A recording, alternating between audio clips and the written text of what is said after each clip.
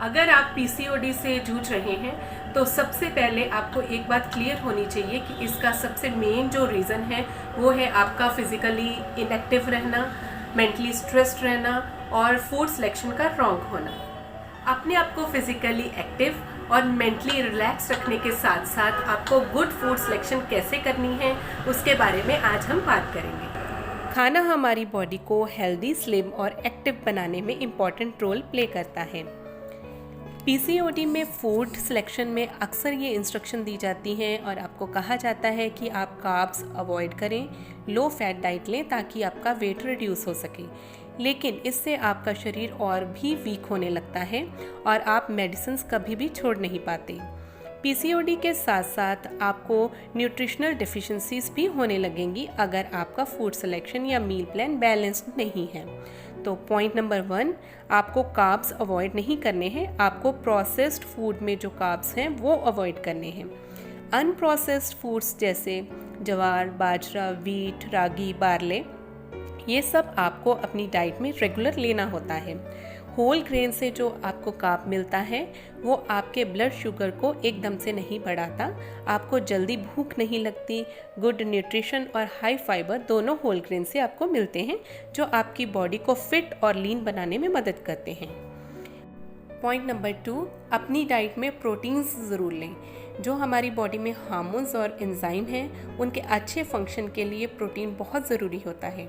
So don't stick on salads and fruits only. कई लोग भर पेट सैलेड लेते हैं। हर तरह के फूड को उसकी रिक्वायर्ड यानी प्रॉपर अमाउंट में ही लेना चाहिए।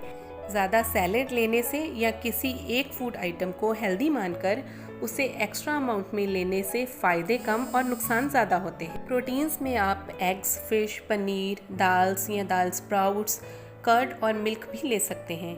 सो no need to avoid milk and milk products. Milk, fresh curd, lassi, paneer से आपको कैल्शियम की रिक्वायरमेंट पूरी होती है। पीसीओडी के कई पेशेंट को हमेशा थकावट फील होती रहती है या पीरियड्स के समय पेट में दर्द या हेडेक बनी रहती है, तो आप अपनी डाइट में कैल्शियम रिच फूड्स ज़रूर ऐड करें। Point number 3, it's very important point, fat free food और you need fat in PCOD. The answer is yes, you need fat in PCOD, but only good fat. Essential fatty acids like omega 3 and omega 6 आपकी body के लिए बहुत ज़रूरी होते हैं। अगर fat आप नहीं लेती तो फैट सोलुबल विटामिन्स जैसे vitamin A, vitamin D and E की एब्जॉर्प्शन अच्छे से नहीं होती और इन विटामिन्स की आपकी बॉडी में डेफिशिएंसी होने लगती है।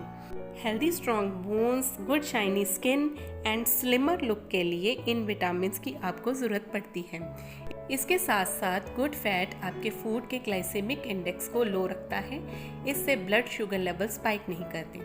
गुड फैट में आप देसी घी, coconut oil, sesame oil, sunflower oil और सीड्स, नट्स में फ्लैक्स सीड यानी अलसी और वॉलनट्स यानी अखरोट, ये पीसीओडी के पेशेंट्स के लिए बहुत ज़रूरी होते हैं।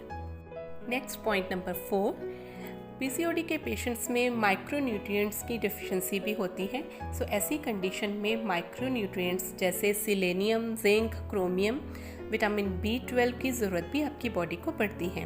विटामिन B12 आयरन एब्जॉर्प्शन में हेल्प करता है।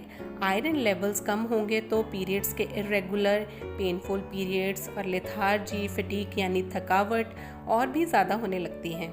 विटामिन B12 दही, paneer, sprouts, homemade pickles, idli, dosa में आपको अच्छी अमाउंट में मिलता है। बेसिकली कोई भी फर्मेंटेड फूड विटामिन B12 का गुड सोर्स होता है। Last but very important point, do regular exercise, चाहे वो योगा हो, स्ट्रेंथ ट्रेनिंग हो या एरोबिक्स हो, जो भी आप करना चाहें। और साथ साथ ध्यान रहें, रिफाइंड फूड्स आपको नहीं लेने हैं। रात को सोने और सुबह उठने के टाइम को फिक्स करें। स्ट्रेस कम से कम लें। बार बार गर्म किया हुआ खाना ना खाएं। किचन में प्लास्टिक के बर्तनों का कम से कम उपयोग करें, क्योंकि प्लास्टिक के यूज़ से आपके हार्मोन्स और भी इम्बैलेंस होने लगते हैं। रॉन्ग फूड सिलेक्शन के कारण हमारी बॉडी किसी डिजीज़ से लड़ने की ताकत नहीं बना पाती।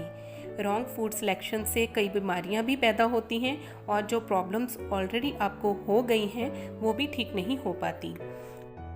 जो आज हमने इम्पॉर्टेंट पॉइंट्स डिस्कस करे हैं, इन इंस्ट्रक्शंस को अगर आप अच्छे से फॉलो करेंगी तो पीसीओडी की मेडिसिन से आप धीरे धीरे पूरी तरह से छुटकारा पा सकती हैं। हमारे चैनल हेल्थ क्रिएटिव को लाइक, शेयर और सब्सक्राइब करना ना भूलें ताकि आपको हेल्थ रिलेटेड किसी भी प्रॉब्लम के सोल्यूशन का अपडेट मिलता रहे।